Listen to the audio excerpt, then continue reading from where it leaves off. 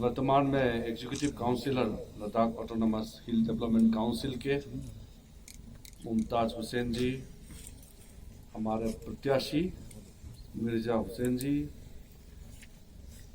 Sahariya ji, Abdul Qadir ji, senior BJP leader Hussain ji, Rashid Khucho ji state secretary, Namgyal ji mandal general secretary और श्रींगंगमो हमारा स्टेट सेक्रेटरी और सब गांव के जितने भी यहाँ आए हैं, हमारे बुजुर्ग हैं और जवान भी हैं, सब भाई और बहनों। वैसे तो मैं इस इलाका में पहले भी आया हुआ हूँ, लेकिन यहाँ सर इस स्थान पर पहली बार आया। आसपास में तो मैं अभी याद नहीं आ रहा क्योंकि कई बार आए थे, लेकिन इस बार थोड़ा सा अलग लगता है और माहौल भी बदल चुका है। पहले के मुकाबले स्थिति बदल गई है। पहले तो जो लद्दाख को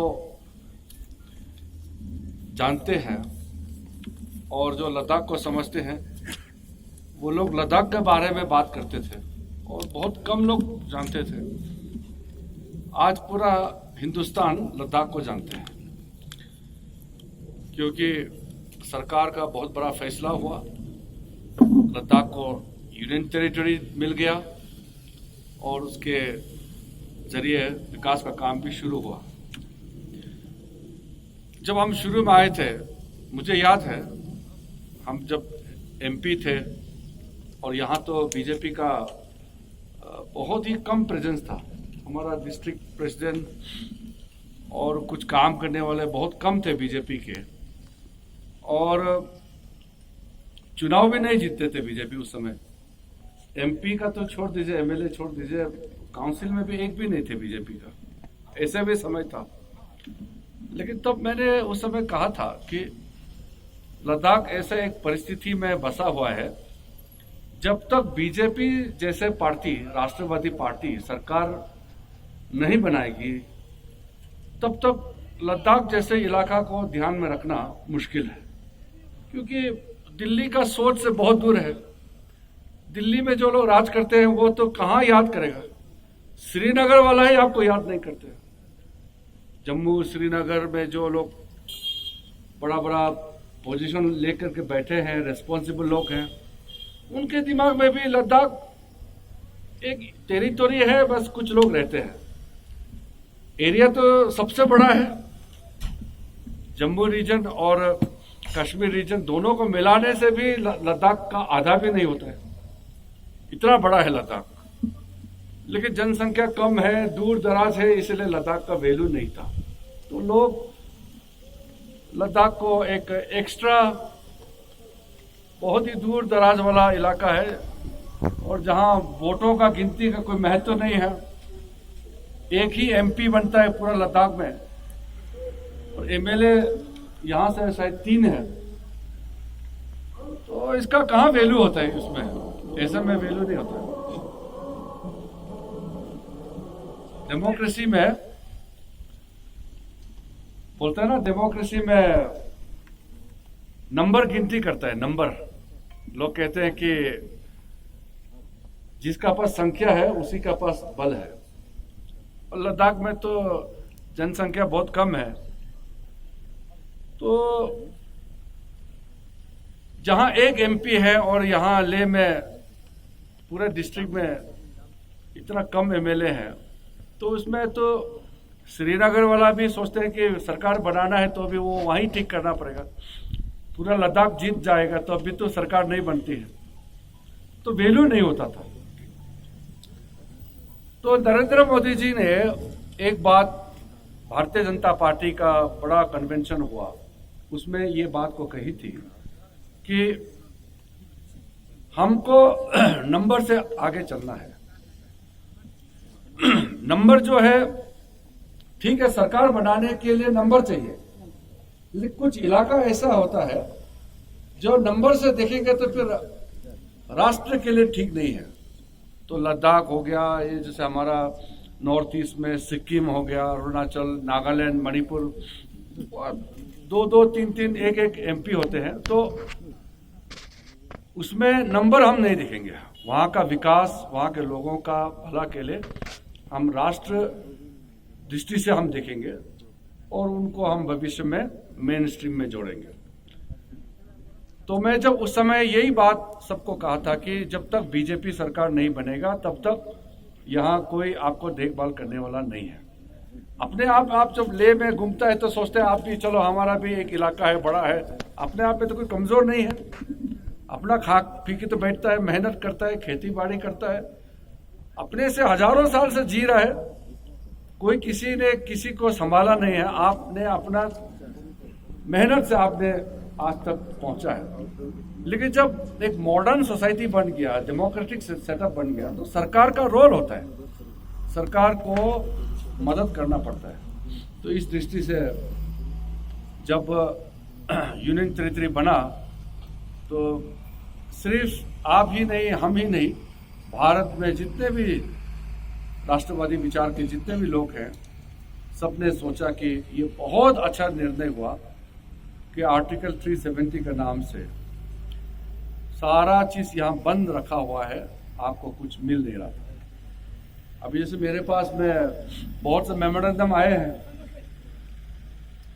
स्कूल के बारे में, फैसिलिटीज चाहिए, लाइब्रेरी, खेल कूद के लिए, और भी यहाँ छोटे छोटे काम से लेकर के बड़े बड़े काम तक बहुत सारा समस्याएं होते हैं। तो ये सब चीज जो है बहुत पहले हो सकते थे, लेकिन अब इसको सोचा जा रहा है कि अब इसको कैसे किया जाए, यहाँ का सारा समस्या का क्या और कैसे समाधान किया जाए। तो सारा प्लानिंग सब कुछ तैयार है।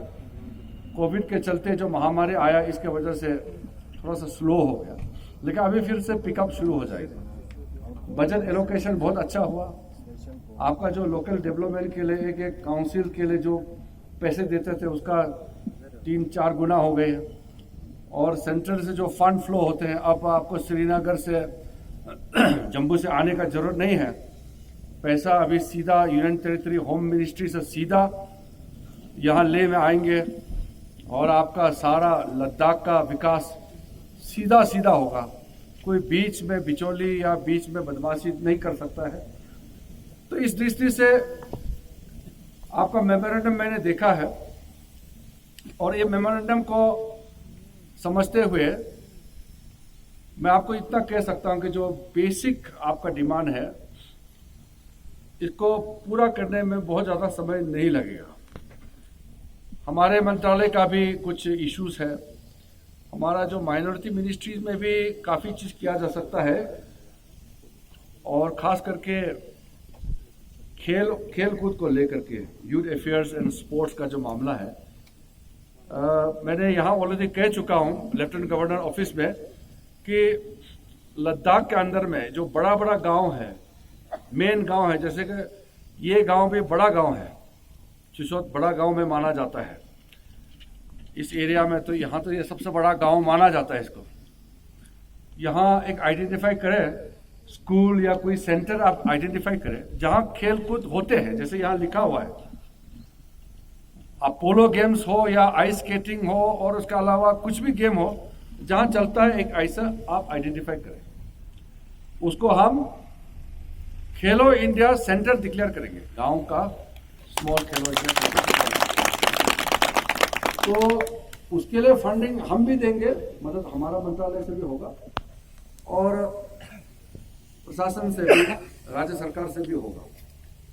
हमारे वहाँ से हर चीज तो देखा नहीं जा सकता, क्योंकि इसलिए यूनियन टेरिटरी बनता है, स्टेट बनता है, इसलिए काउंसिल बनता है, पंचायत बनता है, क्योंकि केंद्र सरकार पॉलिसी प्रोग्राम और मदद करता है। चलाना तो आपको लोकल है, हमको आके तय नहीं करना है कहाँ क्या बनना है, वो तो आपका काउंसिलर, आपका यहाँ का एडमिनिस्ट्रेशन, आपका लोकल एमपी, आप लोग को ही तय करना है।